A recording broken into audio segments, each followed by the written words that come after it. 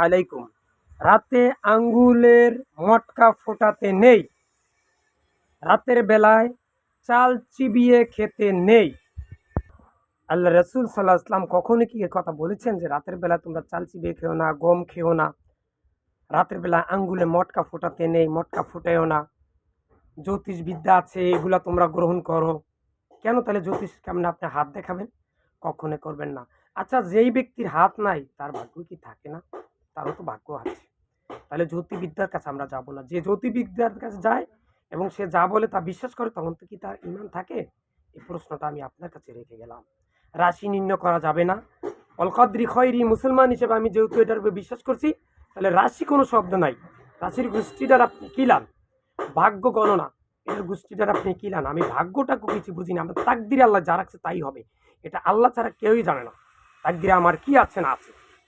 টিয়ে পাখি দিয়ে ভাগ্য নির্ণয় করব, হাত গনাবো, নাউজুবিল্লাহ, আস্তাগফিরুল্লাহ। আজ থেকে আমরা যারা এ জাতীয় গণকের কাছে যাই, ভাগ্য নির্ণয় করি, রাশি নির্ণয় করি, টিয়া পাখি দিয়ে গণনা করি, নাউজুবিল্লাহ এই জাতীয় কাজ করব না। যদি করে থাকি তাহলে আজই তবা করব এবং এই জাতীয় পোস্ট পেলে সাথে সাথে ওটাকে রিয়াকশন বাড়বো, ওইটাকে অবৈধ ঘোষণা করব, ওইটার উপর বিরক্ত করব এবং যিনি এই জাতীয় পোস্ট দেন ফেসবুক, ইউটিউব, সোশ্যাল মিডিয়ায় তাদেরকে বলবো যে ভাই কখনো এগুলো দিবেন না, আপনি মুসলমান হয়ে কেন এই কাজ করতেছেন।